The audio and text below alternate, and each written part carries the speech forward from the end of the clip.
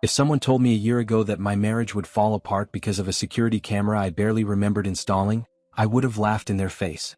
But here I am, sitting in my living room at 3 a.m., watching footage of my best friend sneaking into my house while I'm at work, and knowing exactly what he's there for. You know that feeling when your entire world flips upside down in an instant? Yeah, I didn't either, until my neighbor said something that stopped me dead in my tracks. "Your buddy sure visits a lot when you're not home," he joked, leaning casually against the fence as I watered the lawn. At first I laughed it off. I mean, why would I think anything of it?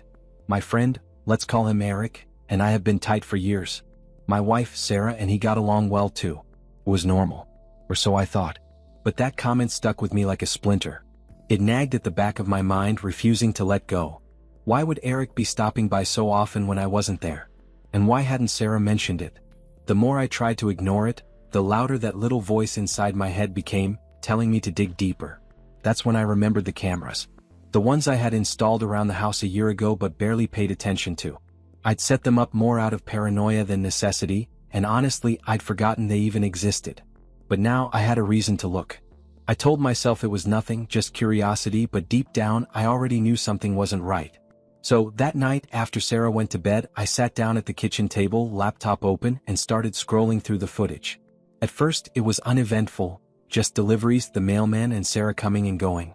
Then there he was, Eric, pulling into my driveway, walking up to my door. And not just once. Over the past month there were more clips of him showing up than I could count. My stomach turned as I noticed the timing. Always when I was at work. Always when Sarah was home alone. I kept watching, hoping for some innocent explanation, but the next clip crushed whatever hope I had left. He wasn't just stopping by for a quick visit.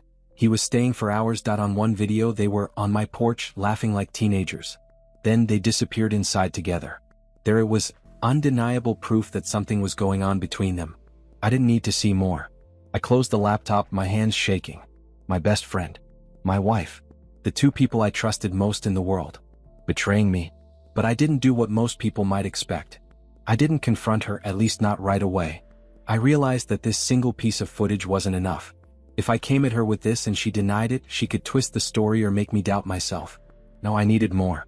I needed to back this up with undeniable evidence before I made my move. Days after, I ordered 2 small, discreet cameras online, ones that could easily blend into the room without being noticed. A few days later they arrived and I wasted no time setting them up. The first one went in the living room. I tucked it neatly into a corner of the bookshelf, hiding it behind some decorative plants. From that angle, it had a perfect view of the entire room. The second one was trickier. It went in our bedroom, concealed inside a small vent cover near the ceiling. It was the perfect spot, high enough to catch everything and out of sight. As I installed those cameras, I had to know the truth no matter how much it hurt. For the next few days and weeks, I monitored the live feed obsessively, checking my phone whenever I had a free moment. I kept telling myself that maybe I was wrong, that nothing would happen. But deep down I knew better. And then it happened. One afternoon while I was at work break, I decided to check. The living room camera had picked up movement. I opened the video and froze. There they were, my wife and my so-called friend, on the couch, so loved up and kissing passionately. My heart pounded as I watched them stripe themselves with so much intensity. It didn't stop there. I forced myself to watch as they made their way to the bedroom and continued. I switched to the feed from the second camera.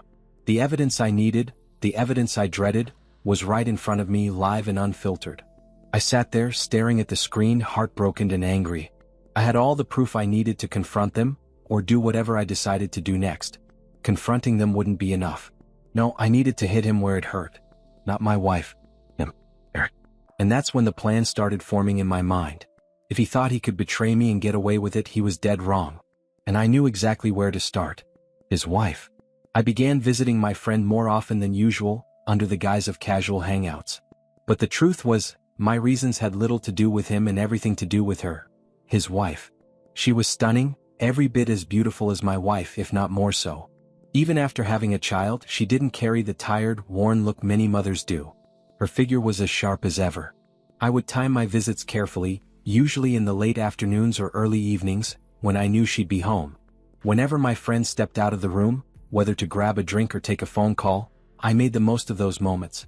I'd start with small talk, easy conversations about her day or something lighthearted about her child. As our conversations grew more comfortable, I began to slip in compliments, testing the waters. "You're incredible, you know," I said once. "Balancing everything you do and still looking this good? That's no small feat." She laughed, but I saw the faint blush creep into her cheeks. It was subtle, but it was there. It didn't take long for our conversations to move beyond those brief moments in her living room. Late one evening, after one of my visits, I decided to message her.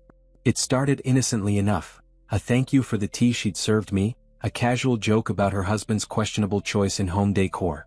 But soon our chats became more personal. One night, after I joked about my own flaws in the kitchen, she confessed something that caught me off guard. She told me she knew about her husband's infidelity. "I've known for a while," she typed. "I just stay for my child. It's easier this way."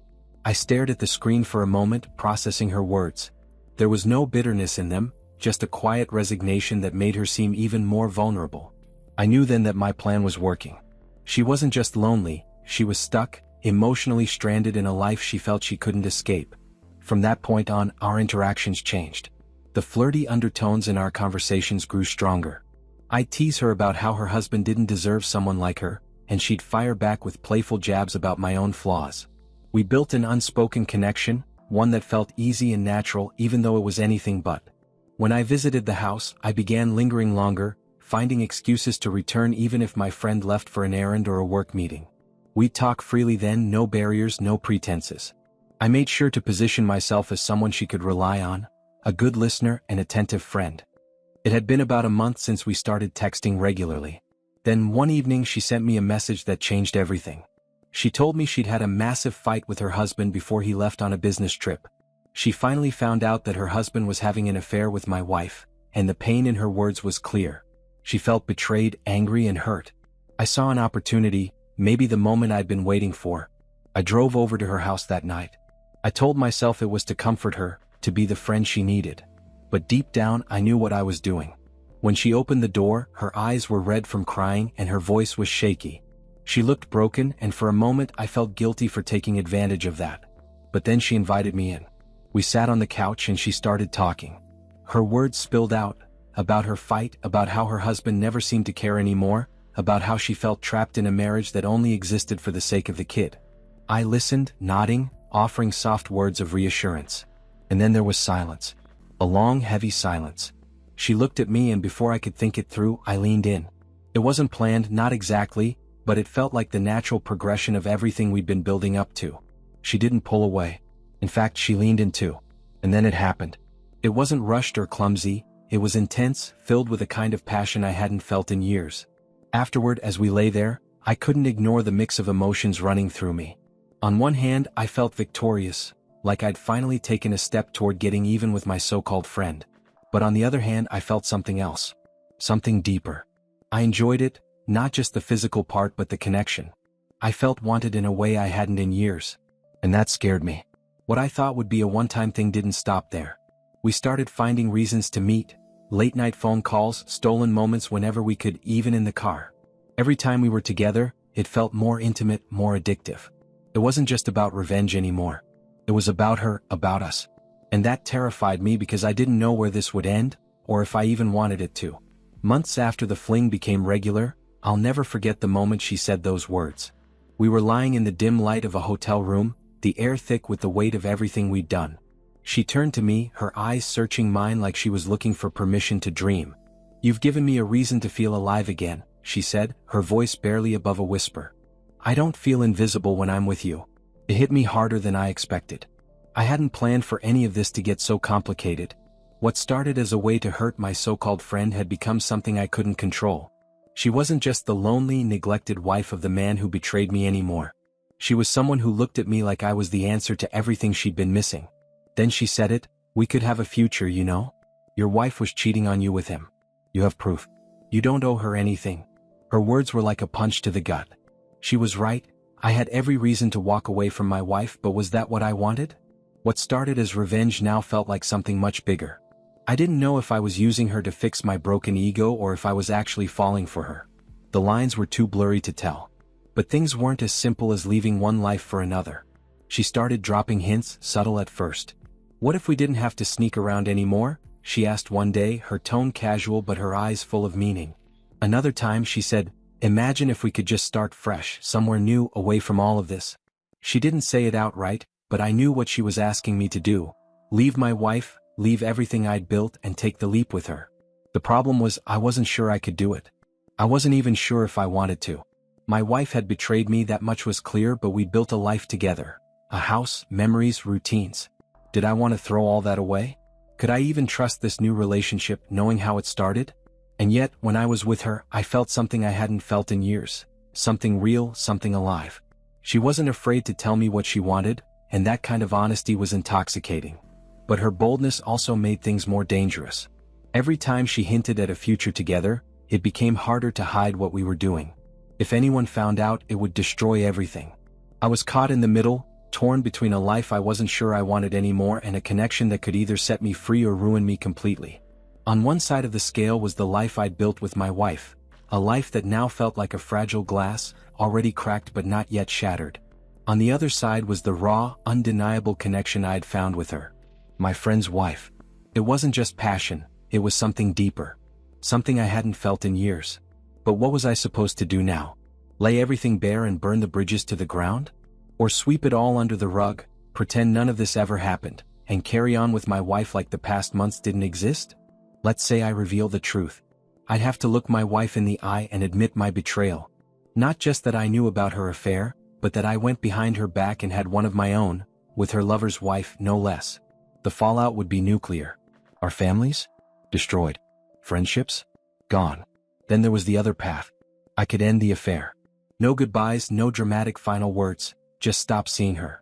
Cut it off and try to force my wife to end things with him. After all, she didn't even know I knew about her affair. Maybe we could rebuild. Maybe this was just one of those storms marriages go through, and in time, we'd find our way back to what we used to be. But even as I thought that, my stomach churned with doubt. So what's it going to be? Tear everything down or try to salvage the pieces of a life that already feels like it's already broken?